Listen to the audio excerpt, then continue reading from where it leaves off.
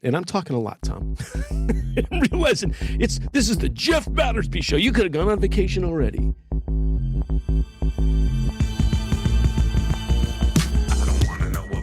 Hello and welcome in once again to the Basic AF Show. Tom Anderson and Jeff Battersby broadcasting live during the heat dome. Yeah, baby. In the cool basement. I'm in the closet. It's even hot in the closet today. Well, you know didn't what they say about the closet. Yeah, zesty out there, spicy.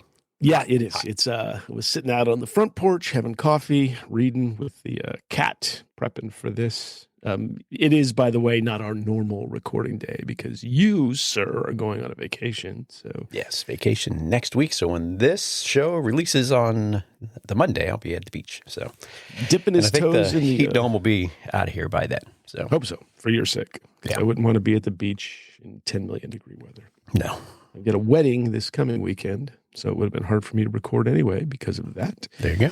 So worked out. For the same reason. So, and hopefully we're supposed to get rain, so that'll be good. Talking about the weather, we must be 150 years old. We are. Combined, that's pretty close. And once again, thank you for the ongoing support, the follows, the likes, the sharing of things we post on social. That is always appreciated. Feedback at Basic AF Show is how you can get in touch with us. Also, right there in your podcast app. Send us a text message. There's a link. And if you'd like to do that, and we encourage you to do that. And also, there's if you want us to get back to you on something, just drop your email address in there. Yep, really simple. And we really do like to hear from you. So please do that. Also, might as well do this at the top of the show. The show artwork, the beautiful stuff that you see, the two goofy-headed robots, that's us. That's Randall Martin Design. We highly recommend that you check Randall out for any of your artistic needs. And then music is Psychokinetics, Celsius 7. And we're grateful to both Randall and to Celsius 7 for the good work and for letting us use it. Indeed we are. So thank you to them. And Jeff, what do we have on tap for this episode? Dude, you've been pwned. Probably. Yeah, 100%. 100% sure. So let's lay this out. This has been, and I'm going to say this gently, pissing me off. Was that gentle? For several months, and I'll tell you what the deal is and why it pisses me off, and then we're going to give you some direction as far as what you can do to make sure that you don't get goofed up. A few weeks back, I get a frantic call from my mother-in-law. She has just returned from the bank, and she had received an email from her bank. We'll call him out, Chase. And Chase sent her a message that said, "Credit Journey, dark web. Your info was found on a suspicious part of the web. Head over to Credit Journey to find out what this means and see what steps you can take to protect your identity. Click Get Details." That sounds scary. Doesn't it? It's a little freaky. I'm gonna say that that's true. Now, credit to my mother-in-law. She did not click the Get Details link, although I will tell you, this was a legitimate email from Chase. It was not some funky someone trying to trick you into doing something. She went to her bank and sat down with the bank manager, and the call that I'd gotten was that she needed to get a new email address. She had to get a new email address, set it up with Gmail because you've got a problem with your current one. Which is to say that the bank manager, first of all, had no idea that this email was going out. Second of all, had no clue what the real answer was, which was this is a marketing tool that Chase is using to get you to use their new, whatever it is, Credit Journey tool. And this happens a lot of places. I have a client just yesterday or day before yesterday, sent me a message from McAfee that said pretty much the same thing. Identity monitoring report. We found your info on the dark web. No. We did find your email address, but don't worry, we're right here with you. When you review the results, we'll help you secure your identity. So here's the thing. We've got now a marketing tool using scary words, dark web. And this is a means of these companies, whether it's McAfee, whether it's Chase, trying to get you to buy into some other tool. Perfectly legitimate tools, by the way. Both McAfee and Chase are offering, in some cases free, in some cases, for a couple dollars a month, we'll make sure that none of your information gets on the web, or if it does, we'll help you to deal with it. So this is a legitimate service that these companies are using scare tactics to get you to buy into. Nobody knows what the sorry, I didn't say the word, the dark web is. And the use of that, unless you've been watching some show on TV that talks about it, the purpose of that is to really get you to think, I need to be aware of this. I need to do this and be safe. To my mind, the way these things are being marketed is no different than the actual scammers that are trying to get a hold of you, other than the fact that those scammers are going to take your information and use it for something else. Chase and McAfee, in this case, are going to take your money to provide you with a service, a legitimate service, but they're using scare tactics to do it. To give you an aside, like a slightly different idea of how this could be done, other than the way that McAfee and Chase have done this. Hudson Valley Credit Union, which is a place that I bank up here, sent out an email similar, but providing a slightly different tact, which is fraud prevention. The number of scam and fraud reports continue to grow. Typo in their document. Continue to grow in our region and nationally. Are you sure this is legit? No, usually typos are a sign that it's a problem, but I do know that this is legit. In today's digital age, understanding how to recognize, report, and prevent fraud can save you and your loved ones from financial disaster. And this is really very true. The understanding how easily it is to get scammed, how easily you can be scammed is important, which is what we're going to talk about in a little more detail today. But my first call out is how ridiculous it is for Chase and McAfee and these other companies to use scare tactics rather than doing what Hudson Valley Credit Union did, which is say, hey, we've got some tools. Let us help you make sure that you don't get scammed. Now, tied to this, related to this, is some banks not being so cool about making sure you get your money back if you have been scammed in such a way. And we'll have this in the show notes. But a couple of things that have happened with regard to these kinds of problems is Wells Fargo. We have an article here. Yep, we're calling out Wells Fargo by name as well. We have an article from the Daily Mail that we'll have a link to. 2 more Wells Fargo customers have revealed how they lost their life savings to scammers as the bank faces a spate of lawsuits questioning the robustness of its anti-fraud measures. And the downside to this, the really sucky thing about this is the 2 people that are listed in this particular article. One woman, retired opera singer, Jolinda Crocker, 63 years old, says that she was conned out of $60,000 by criminals. And Judy Burr, who's 75, said she lost $23,000 in a similar ruse. Neither of the women, both grandmothers, has received a refund from the bank. So banks happy to hold your money, use it to make money, but they're not happy to pay you back in these cases. When you're legitimately scammed. I guess my understanding is that some of these things are not covered by FDIC insurance. So it's that's not a thing that gets done. So you really do have to be thoughtful about these things. You have to be thoughtful about your finances, and you have to be thoughtful about what's going on and how it is that you're going to get scammed. What it is that people are going to do to scam you. So what we want to do is, first of all, give you some good ideas about what to pay attention to and who to talk to in instances where you get either a legit message like my mother-in-law did from Chase, and or it's some fake message from somebody that's trying to rip you off. So, thing one, my mother-in-law did do the right thing. She did go to her bank and she did talk with them. So one of the things that you always want to do in any instance when you are being called by, quote unquote, called by your bank to tell you about some illegitimate issue taking place, you want to go directly to the source, not to the person who called you.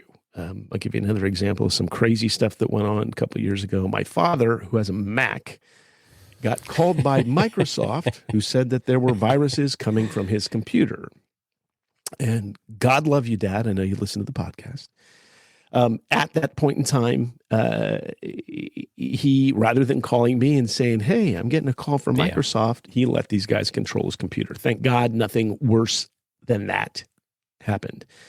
But first choice always, if you have someone in your life who's tech savvy, for my mother-in-law, me, for my father, me, Tom, for you, there are other people around you that I'm sure can use you. Check in with those people first. It's very, very easy for, particularly those of us that deal with this stuff on a day-to-day basis, to see, through the ruse. But ask somebody else. I know that you feel like you're probably inconveniencing the people that you're talking to, because I always call you when there are tech issues and I just don't want to bother you. I love that you think that way, but also feel free to talk to the person that you know, because oftentimes we can pick this stuff out quick. It can just be a quick email that says, is this BS or is this real? So encourage you to do that. And I'm talking a lot, Tom. Realizing this is the Jeff Battersby show. You could have gone on vacation already. I'm just here to hit record and then edit. You're right. Edit me completely out. So Tom, let me hand it off to you for a second, since I'm ranting like a maniac, as I often do. Give us some other good ideas as far as what it is that you can do to be able to negotiate the fake, the real. Yeah. So you mentioned there, and reach out to someone that you know and trust. Get there's that has some wisdom around the topic. Reach out to them, and just have a discussion. As Jeff said, more than likely they won't mind because it's looking out for your best interest. Also, I always treat any incoming message or call. Well, first of all, if somebody calls and I don't recognize the number, I don't answer it. That's probably a good simple first practice, right? If you don't know it, don't pick it up. If they leave a voicemail, don't call the number back in the voicemail. If they say it's your bank, so they say, oh, hey, this is, Apple Bank, and we've got a problem with your account. You need to call us. If that happens to be your bank, go to the bank's website or use the app if you have the app, and there's contact info in there. Use that as your contact info, because that way it's legitimately the bank's info. Call them and tell them what message you got, and see what they have to say. I would start with that. You can always go to the local branch if you have one around. Sometimes that's not always possible, but if it's there, it is something you could do. And honestly, something that I do is I like to go with local or regional banks versus the big banks. Mm-hmm. I just feel like they still have a little bit of a soul left, where the major ones don't really. And there's one just up the street from us, and a lady that worked there when I opened my account with them. I don't know, 2006, whatever it was.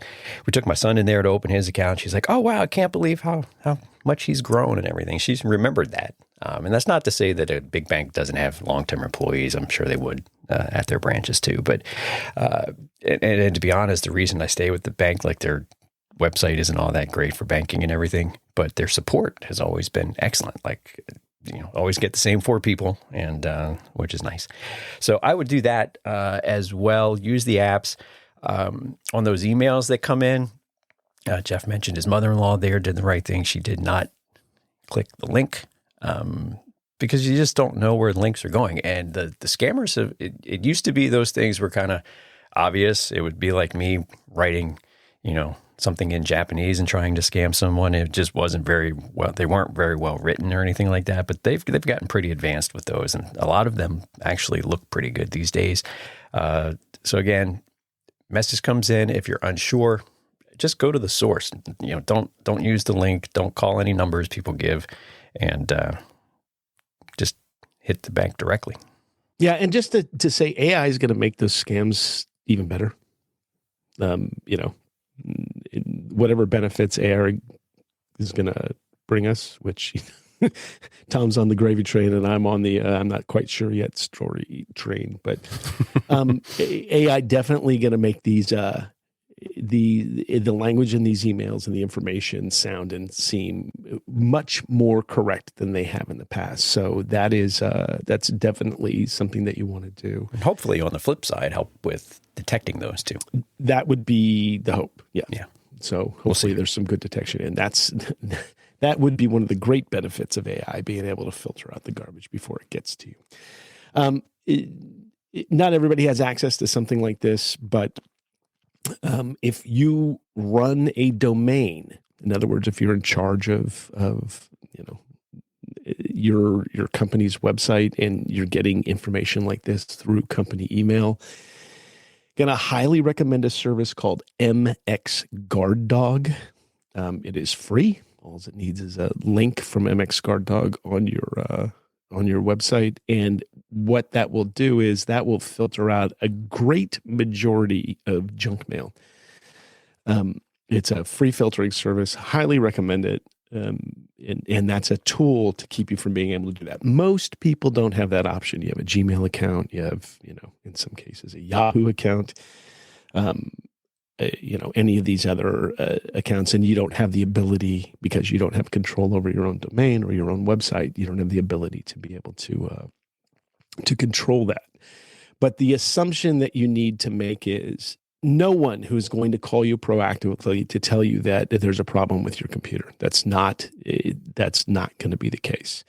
You're never going to get a phone call. Pop-ups, and this is particularly true in Windows environments, but if you're on a Mac, one of the things that you'll note is if you're getting messages that say that your Windows password is incorrect and you need to change it on your Mac, clearly you should know that you don't have a Windows password that you need to mess with, nor should you click that link. But your websites have no means of directly detecting what's going on your computer either. So if you see some site like that, close the browser window, open it back up again, and see what happens. If you continue to get those kinds of messages, it may be that you have some kind of malware on your computer.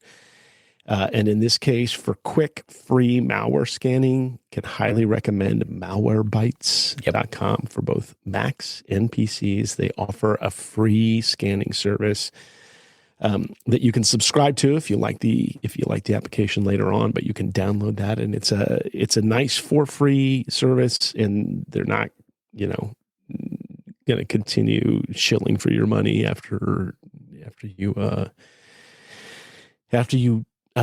download that, and it will do a quick scan and eradication of any malware that's on your computer. So I can highly recommend that. And that's often what happens. You accidentally find your way to some site that's problematic, and it's going to pop windows up that tell you that your computer is infected with 1 million viruses and you need to fix it. So you can handle it in that way. But the important point is nobody is going to proactively contact you to tell you that there is a problem. So whether it's via email, or whether it's via a phone call, which, as with Tom, I don't answer numbers I don't know. If they leave me a message and it's somebody I need to talk to, that's a different story. The other thing that you can pay attention to, and even though Hudson Valley Credit Union did have a typo, missing a word in their document, oftentimes there will be misspellings or kind of weird language in terms of how it's written. So I got a mailbox notification alert for my email address full storage notification. So my storage is supposedly full.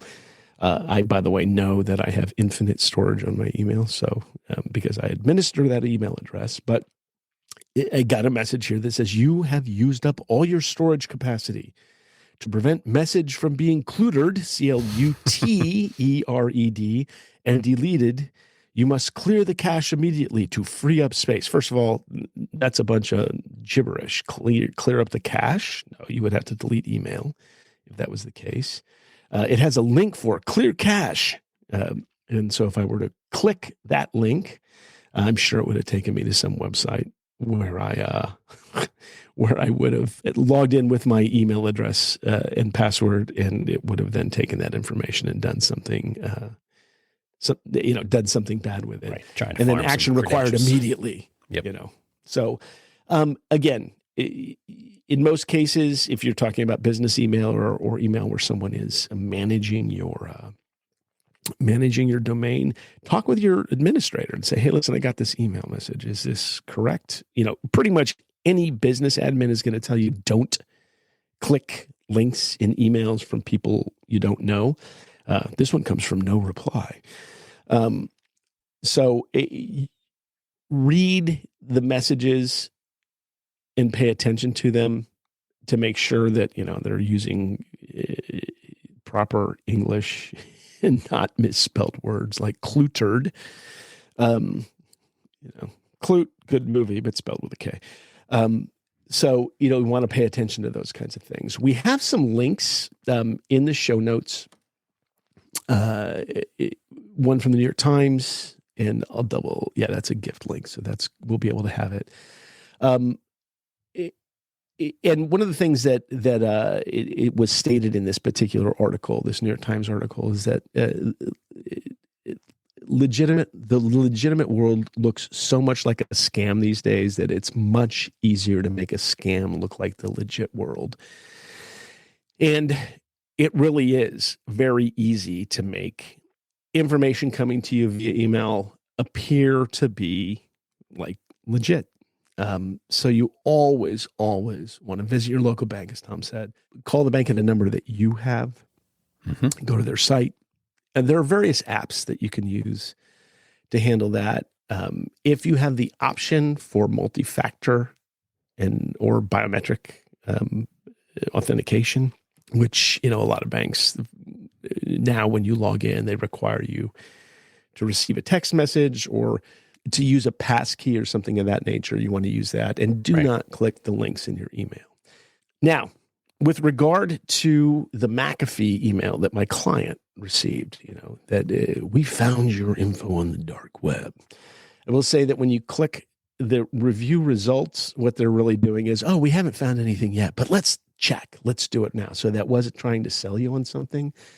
The reality is, so many companies have had serious breaches of data. For example, LinkedIn did a couple of years ago, and you will read regularly several companies that have somehow allowed your personal information to get caught out in the wild.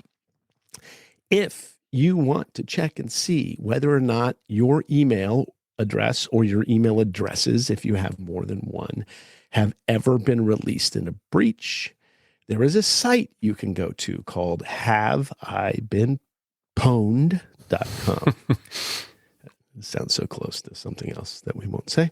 Yes, you can hear it if you say it fast enough. And that client's email, I did plug into this site, and I will say that there were 4 instances where that person's email address had been released in the wild. Yeah, that's a great tool. That's been around for, I don't know, quite a long time now. Troy Hunt sent that up, and 1Password's integrated it into their service. I don't know if Apple uses it, like when you go into system settings, passwords, and like if you store passwords through Safari there's a section there where it can detect leaked passwords, and it will show you any that it's found. I don't know if it uses that same database or not. It's a huge database because he's constantly updating it every time something happens. So on 1Password, they call that Watchtower. And I imagine Chrome has, I don't use it. probably Chrome has something, Firefox has something. I mean, it's pretty standard now to do these sorts of things. It is. And the good thing about that is Apple's built in, and as you said, 1Password, and I think all the other ones. Although we'll say here, LastPass got a bunch of their data exposed, so I don't know that I'd be using times, I think. LastPass. Yeah, I would be avoiding LastPass. But all of those tools also, like Apple's built-in password tool, which is going to be an app in the next version of the operating system, of all their operating systems. Yeah. They provide you with tools to be able to go to those sites and change your passwords. And that's typically all you really have to do to resolve the issue is go to the site where your data has been exposed. In a lot of cases, when I've gone through my list of exposures, it's not even stuff that I'm using presently. So I just delete the account if it's possible, or, delete my connection to that. Yeah. And I would just go back to that real quick. No. If you go to that site, or if you see it in your Apple system settings or in 1Password, whatever it is, there's no reason to panic over that. I mean, everybody at this point, I would say, has had their data breached. Because it just happens so often. And there've been some that are really huge, and I wouldn't panic over it, but just, change the password if you still need it. If not, you can close the account or whatever. But, nothing to panic about with just that piece. That just shows your information was in a breach somewhere. Doesn't necessarily even mean they got the password. In certain circumstances, they just have maybe the email address, and depending on how the passwords are hashed out, maybe they got it, maybe they didn't. So they kind of err on the side of precaution and say, go ahead and change the password because, we don't know. So we'll assume that because it's been leaked, it's been exposed. Correct. Yeah. Yeah. And that's really the insidious thing about those, the email that came from Chase and the email that came from McAfee is the way that is being marketed is designed to freak you out. Yes. And as Tom said, there's no reason to be freaked out. It's really kind of simple. Change the password on the site, or get rid of the site if it's not something that you're using anymore. Yep. Nice so thing. Pro tip. A pro tip, because that's what you turn to this show for. If you're not in the habit of looking in these sections for these types of things, just set a reminder once a quarter. Just go and look at your passwords, see if it's got any security recommendations. And you can do it more frequently if that makes you feel better. But just take a look at it and just add it to kind of your digital management processes that you have there to stay on top of. Not a big deal, but just make it something you check in on every now and then. And like the old song from the 70s, the first cut is the deepest. Tom, you're supposed to smile at that. You didn't even. I nodded. Like, where's he going next? For this? I was wondering if there's a follow-up. Yeah, there's a follow-up. It typically the first time that you go through this is the time that you're going to see the most passwords that have been exposed. And once you clean it up once, it's pretty simple to go back and clean it up afterwards. Yeah. If there are one or two things, like for example, a couple of years back when LinkedIn got their data exposed, I went in and changed my password. That game was fixed. It's all been taken care of. It's as simple as that. So, and these apps, 1Password, Apple's built-in password manager, all pretty good about proactively telling you where there's a problem. But big thing is not to panic. Big thing is, even if your bank or your security software is flacking you for money and for a service and using bad marketing to do it, don't panic. It's not as big a deal as it seems. Never let someone you don't know control your computer. Yep. Never use the phone number on your that you get in the email. And I will tell you, I spent a couple of years while I was teaching Apple certification classes online. I had another computer set up because I was regularly getting calls at my house, and I had a VM set up, and I would let these guys play with it, and I would behave like a bonehead the whole time. Like, where's the Windows key? And just to see where it would go. Yeah, and it always goes bad. It's always, and it always made them really angry. which was, which is beautiful. Fun. Yeah. Had I known that I could make a mint recording those things, I would have started a YouTube channel then. That's why we're not businessmen, we're podcasters. That's correct. All right, so and quick with that, Tom, recap, Jeff, as we said, don't give your information out over the phone or through an email.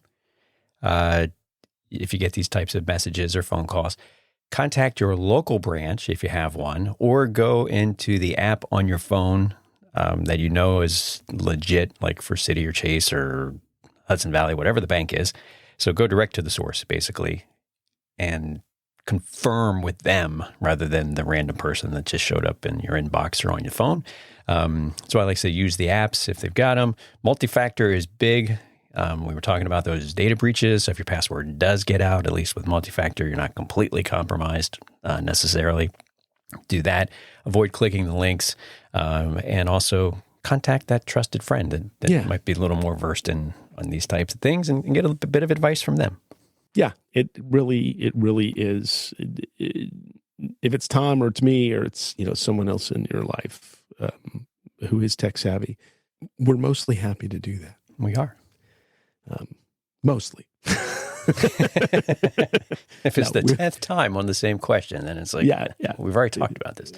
It's absolutely something that we're happy to do. And frankly, it saves us all time and money. Right.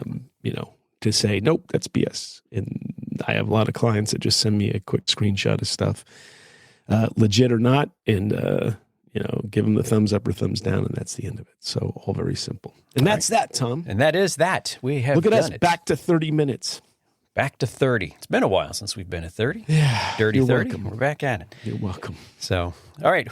That will do it for this episode. As always, we gratefully, I guess. Appreciate you being here with us and spending some time with us. We know, as we've said previously, there are lots of places you can go to get information like this. So we do appreciate that you choose to spend some time with us. Yeah, thanks very much. All right. So until next time, hey, have a great rest of your day and rest of your night. And a good vacation. See ya.